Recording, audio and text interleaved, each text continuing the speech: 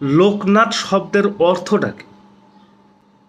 লোকধাম অর্থাৎ জগতের ধাম বা জগৎ বিশ্ব বা মানুষ বা জনপদ সব মিলে যে একটা ধাম আছে, এইটাকে বলা হয় লোকধাম, অর্থাৎ মানুষ যেখানে বসবাস করে। আর সেই জায়গার নাথ অর্থাৎ প্রভু বা রক্ষাকর্তা, সেই জায়গার রক্ষাকর্তা হচ্ছে বা আশ্রয়দাতা, বা সেই জায়গা কিভাবে পরিচালিত হবে সেই জায়গাটা রক্ষাকর্তাই হলো নাথ।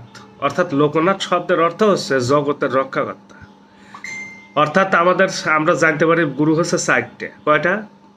একটা মানুষ গুরু, একটা কাম গুরু, একটা প্রেম গুরু বা পরম গুরু, আর একটা হচ্ছে জগৎ গুরু।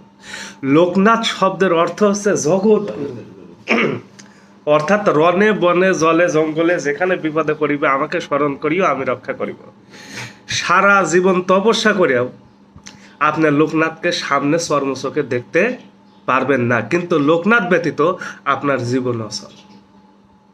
লোকনাথ ব্যতীত আপনি জীবন কল্পনাই করতে পারবেন না, অর্থাৎ জগৎ গুরু যেটা। এই লোকনাথ শব্দের অর্থ হলো শ্বাস। জগৎ গুরুটা হচ্ছে শ্বাস।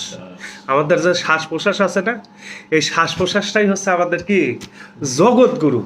ফ্রান্সে যাবেন সঙ্গে যাবে, আমেরিকা যাবেন সঙ্গে যাবে, দিল্লি যাবেন সঙ্গে যাবে। এই হইল লোকনাথ, অর্থাৎ আমার মানব দেহের যে লোকধাম, এই ধামের যে রক্ষাকর্তা সে হচ্ছে এই নাকের শ্বাসটা। বড় বড় বিপদ আপদ হয়েছে, মামলা মকদ্দমা, কোর্টে যাবেন, এখানে যাবেন, ওখানে যাবেন, যে কোনো জায়গায় যাবেন, দিনে যদি যান সেই কাজে বাম শ্বাস নিয়ে বের হবেন, এবং বিছানা ত্যাগের সময় অবশ্যই যেন বাম শ্বাস থাকে, ডান শ্বাসে থাকে। বাম নাকে আসতে সময় লাগবে 90 মিনিট। কথা বুঝলেন? 90 মিনিট পর পর এই শ্বাসটা চেঞ্জ হয়, এক নাক থেকে আর এক নাকে যায়। আর এই দুইবার চেঞ্জ হওয়ার পরে দুই নাকের শ্বাস সমান্তরালে প্রবাহিত হয়। এই সময় থাকে হচ্ছে 15 মিনিট।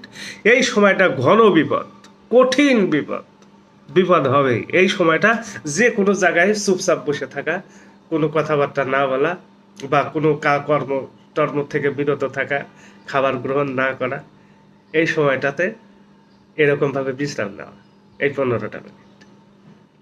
এইটাই হচ্ছে মূলত মূল ইবাদত, মূল কর্ম। এই ব্যতীত আর কোনো কিছুই নাই। এই শ্বাসের উপরে সব কিছু। এই শ্বাসের আরো হাজার রকমের ক্রিয়া আছে। এই শ্বাসের দ্বারাই সকল প্রকার ওলি আউলিয়া, পীর পয়গম্বর, গাউস কুতুব সকলের সাথে যোগাযোগ করা সম্ভব, এবং সকলের সাথে কথা পর্যন্ত বলা সম্ভব এই শ্বাস ক্রিয়ার মাধ্যমে। তাহলে লোকনাথ শব্দের অর্থই হলো জগৎ গুরু। আর এই জগৎ গুরু জগতের সব জায়গায় বিচরণ করে, আর তিনিই হলো লোকনাথ। রনে বনে জলে জঙ্গলে যেখানে বিপদে পড়িবে, মহা বিপদে পড়েছেন, ওই জায়গায় বসে থেকে জাস্ট কিছুক্ষণ শ্বাসের কর্ম পরিচালনা করেন, শ্বাসটার দিকে খেয়াল করেন, সঙ্গে সঙ্গে বিপদ কেটে যাবে।